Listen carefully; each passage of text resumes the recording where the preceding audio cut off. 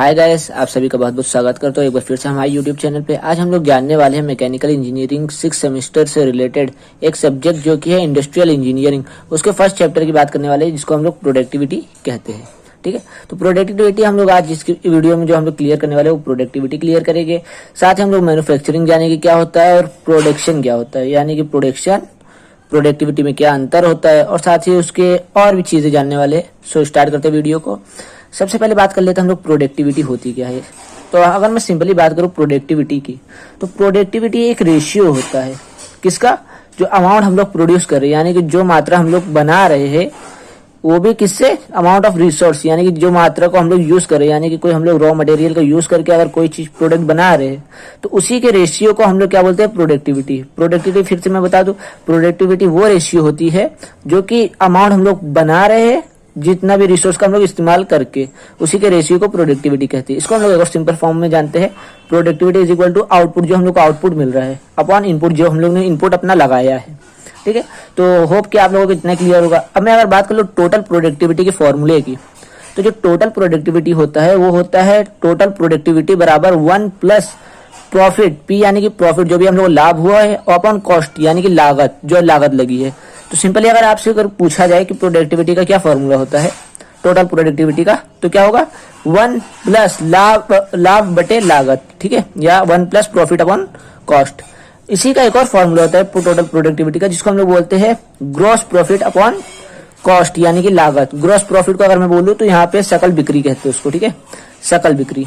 तो क्या हो गया, एक और जो फॉर्मूला है, अगर पूछ लिया जाए संबंध बताओ सकल बिक्री और टोटल प्रोडक्टिविटी में, तो क्या होगा, तो जो फॉर्मूला हो जाएगा हम लोग का वो हो जाएगा टोटल प्रोडक्टिविटी बराबर सकल बिक्री अपॉन लागत। ठीक है, इतना होप आप लोगों को समझ में आ गया होगा। अब ये जो प्रोडक्टिविटी वर्ड का हम लोग यूज करते हैं वो है ना, अलग अलग लोग अलग अलग तरीके से देखते हैं।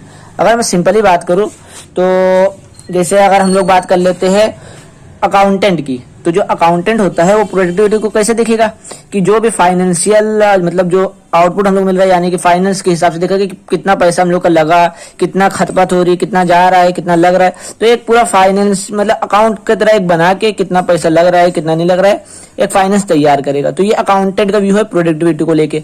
एक इंजीनियर क्या करेगा, देखेगा कितना प्रोडक्ट हम लोग मतलब कितना मटेरियल का यूज कर रहे हैं, है ना, कितना जो मेन पावर है, जो प्रोडक्शन कितना आदमी पर आवर काम कर ले रहे हैं, तो ये इंजीनियर काम करेगा देखने का।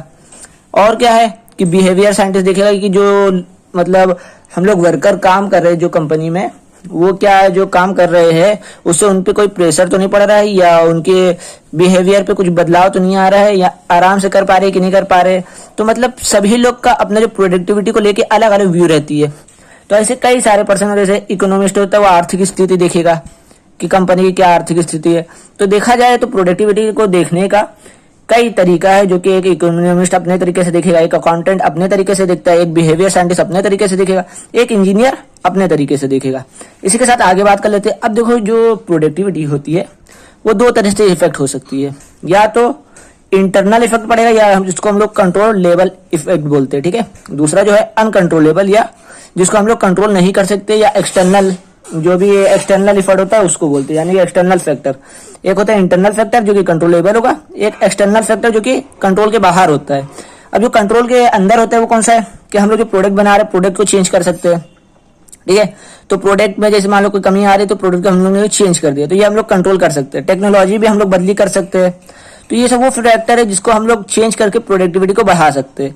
नेक्स्ट कौन सा है, मटेरियल का। हम लोग जैसे मान लो कोई अदर मटेरियल यूज कर रहे थे, अब कोई और अदर मटेरियल यूज कर रहे हैं, या हम लोग वर्क मेथड को चेंज कर सकते हैं, जो हम लोग कार्य करने के हम लोग का तरीका था उसको भी चेंज कर सकते हैं। तो या एक्सेट्रा, इस तरह से बहुत सारे मतलब अलग अलग जो है जिसको हम लोग कंट्रोल कर सकते हैं, तो उसमें कंट्रोलेबल आता है फैक्टर। तो और दूसरा फैक्टर है जो इफेक्ट करता है प्रोडक्टिविटी को। ठीक है, यहाँ पे हम लोग समझ रहे हैं कि प्रोडक्टिविटी को कौन सा फैक्टर इफेक्ट करता है। तो दो तरह के फैक्टर होते हैं, एक कंट्रोलेबल, एक होता है अनकंट्रोलेबल। कंट्रोलेबल को हम लोग इंटरनल फैक्टर बोलते हैं, और जो अनकंट्रोलेबल होता है उसको एक्सटर्नल फैक्टर। कंट्रोलेबल फैक्टर को हम लोग कंट्रोल कर सकते हैं, जैसे कि मैंने बताया प्रोडक्ट हम लोग चेंज करके कर सकते हैं, टेक्नोलॉजी चेंज कर सकते हैं, मटेरियल चेंज कर सकते हैं, वर्क के मेथड को चेंज कर सकते हैं।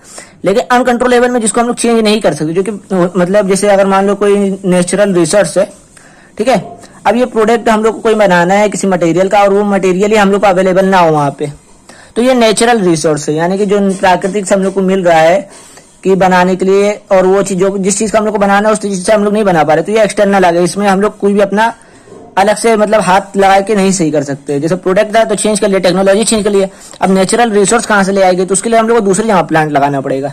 तो ये वो है जिसको हम लोग कंट्रोल नहीं कर सकते। अब गवर्नमेंट पॉलिसी ले लो, गवर्नमेंट अगर कोई पॉलिसी लगा दे नहीं या चेंज कर दे पॉलिसी, तो वहां पे भी हम लोग कुछ नहीं कर सकते, ठीक है। तो नेचुरल रिसोर्स, गवर्नमेंट पॉलिसी, ये सब जो है एक्सटर्नल फैक्टर में आते हैं, जिसको जो कि प्रोडक्टिविटी को तो असर करते हैं, लेकिन हम लोग उसमें कुछ चेंज नहीं कर सकते। और कंट्रोल लेवल में क्या था कि हम लोग उसमें चेंजेस कर सकते।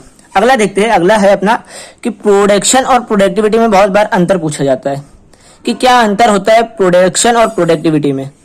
तो जो प्रोडक्शन है वो डायरेक्टली डिपेंड करता है प्रोडक्ट पर, जो हम लोग का प्रोडक्ट बन रहा है। जैसे मान लो अगर मैंने 100 रुपए लगाया और मुझे 200 रुपए का प्रोडक्ट मिला, ठीक है, तो प्रोडक्शन जो प्रोडक्शन की अगर बात करें हम लोग, तो 200 रुपए पे ध्यान देगा, यानी कि 200 रुपए का सामान बना। या मैंने 10 रुपए लगाया, 20 सामान बना, ठीक है, या 100 रुपए लगाया, 200 सामान बना मेरा। तो यहाँ पे क्या हो रहा है कि प्रोडक्ट वर मेड, जितना प्रोडक्ट बनेगा तो उसको देखने का कौन काम करता है, प्रोडक्शन। अब हम लोग प्रोडक्टिविटी की बात करें, प्रोडक्टिविटी किस पे ध्यान देता है, इफिशियंसी पे, कि कितना प्रोडक्ट, अब जो 10 प्रोडक्ट बन रहा है खाली 10 प्रोडक्ट पे नहीं ध्यान देगा, वो ध्यान देगा कि 10 प्रोडक्ट बन रहा है, हर घंटे बन रहा है, हर पर्सन के हिसाब से बन रहा है या कैसे बन रहा है, ठीक है। तो कहने का मतलब यहाँ पे एकदम सिंपल है कि अगर हम लोग खाली बोले 10 प्रोडक्ट बना, 20 प्रोडक्ट बना या 30 प्रोडक्ट बना, तो ये प्रोडक्शन होगा कि 10 प्रोडक्ट का प्रोडक्शन हुआ, 20 प्रोडक्ट का प्रोडक्शन हुआ, 30 प्रोडक्ट का प्रोडक्शन हुआ। जबकि अगर मैं इसकी बात करूं यहाँ पे प्रोडक्टिविटी की, तो प्रोडक्टिविटी में क्या आ रहा है कि 10 प्रोडक्ट कितने घंटे में बना और कितने आदमी के द्वारा बना, तो ये प्रोडक्टिविटी कहलाएगा। अब प्रोडक्शन को और अच्छे से समझते हैं। प्रोडक्शन को अगर हम लोग को बढ़ाना है तो हम लोग इंक्रीज कर सकते हैं रिसोर्स, यानी कि मान लो हम लोग 10 रुपए लगा रहे थे, 20 प्रोडक्ट बन रहा था, ठीक है, अब हम लोग 20 रुपए लगाया, 40 प्रोडक्ट बना, तो क्या वो प्रोडक्शन जो है बढ़ गई, यानी कि पहले 20 बन रहा था प्रोडक्ट, अब 40 बनने लगा, तो ये तो प्रोडक्शन हो गया। लेकिन प्रोडक्टिविटी में कोई चेंजेस नहीं आया, क्यों? क्योंकि हम लोग 10 रुपए लगा रहे थे तो 20 प्रोडक्ट बन रहा था, 20 रुपए लगा रहे तो 40 बन रहा है। यानी कि अगर हम लोग आउटपुट प्रोडक्टिविटी की बात करें तो आउटपुट अपॉन इनपुट, यानी कि अगर हम लोग देख रहे हैं कि 20 हम लोग को प्रोडक्ट बन रहा था 10 प्रोडक्ट लगाने पे, तो कितना आया था प्रोडक्टिविटी 2, ठीक है। वही काम अभी हम लोग कर रहे हैं कि 40 प्रोडक्ट बन रहा है 20 रुपए लगाने पे, तो कितना आया प्रोडक्टिविटी 2। तो दोनों जगह प्रोडक्टिविटी हम लोग जो है सेम है, यानी प्रोडक्टिविटी में कोई बदलाव नहीं आया। तो ये हो गया अंतर क्या होते हैं कि प्रोडक्शन और प्रोडक्टिविटी में क्या अंतर होते हैं। जो प्रोडक्टिविटी होती है वो रेट पे डिपेंड करती है, किस दर से बढ़ रहा है प्रोडक्शन, ठीक है। जैसे अगर आप मान लो यहाँ पे जो हम लोग 10 रुपए लगा रहे थे, इनपुट 10 रुपए दे रहे हैं, और आउटपुट हम लोग को 40 प्रोडक्ट मिल गया, तो आप देखिए कि यहाँ पे 4 यानी कि 4 हो गए, यानी पहले 2 था प्रोडक्टिविटी, अब 4 गुना बढ़ गई। तो ये ऐसे प्रोडक्टिविटी बढ़ी, मतलब प्रोडक्टिविटी है वो ऐसे बढ़ती है, ठीक है, ना कि इस तरह से जो हम लोग 10 लगाया 20 बढ़ा, 20 लगाया 40 बढ़ा। तो यहाँ पे ये बात हो गई प्रोडक्शन प्रोडक्टिविटी की। अब बहुत से बात पूछ लेता है कि मैन्युफैक्चरिंग क्या होती है और प्रोडक्शन में क्या अंतर होता है। तो मैन्युफैक्चरिंग और प्रोडक्शन में एक सिंपल बहुत अंतर होता है, जो कि मैन्युफैक्चरिंग में जो हम लोग मैन का इस्तेमाल करते हैं, मशीन का भी इस्तेमाल करते हैं, ठीक है, मैन मशीन ये दोनों का इस्तेमाल किया जाता है। लेकिन प्रोडक्शन में जरूरी नहीं है कि हम लोग मशीन का इस्तेमाल करें, ठीक है, मशीन का इस्तेमाल कर भी सकते हैं, नहीं भी कर सकते प्रोडक्शन के लिए। नेक्स्ट जो इंपॉर्टेंट बात है कि जो मैन्युफैक्चरिंग हम लोग करते हैं उसके बाद हम लोग को फाइनल प्रोडक्ट मिल जाता है, इसको हम लोग डायरेक्टली सेल कर सकते हैं। जो फाइनल प्रोडक्ट मिल जाता है इसको हम लोग डायरेक्टली मार्केट में सेल कर सकते हैं। लेकिन प्रोडक्शन में जरूरी नहीं ना कि हम लोग को फाइनल प्रोडक्ट मिले, उसको हम लोग को हो सकता है कि और अदर मतलब प्रोसेस के बाद उसको सेल करने वाला योग्य बने, ठीक है। अगला जो मेन डिफरेंस है वो ये है कि जो मैन्युफैक्चरिंग होता है तो हर मैन्युफैक्चरिंग प्रोडक्शन कहलाती है, लेकिन हर प्रोडक्शन मैन्युफैक्चरिंग नहीं कहलाती है, ठीक है। तो होप आप लोगों को इसमें काफी कुछ समझ में आया होगा। Thank you guys. इसी तरह की और भी वीडियोस देखने के लिए आप हमारे चैनल को लाइक शेयर एंड सब्सक्राइब कर सकते हैं। Thank you guys.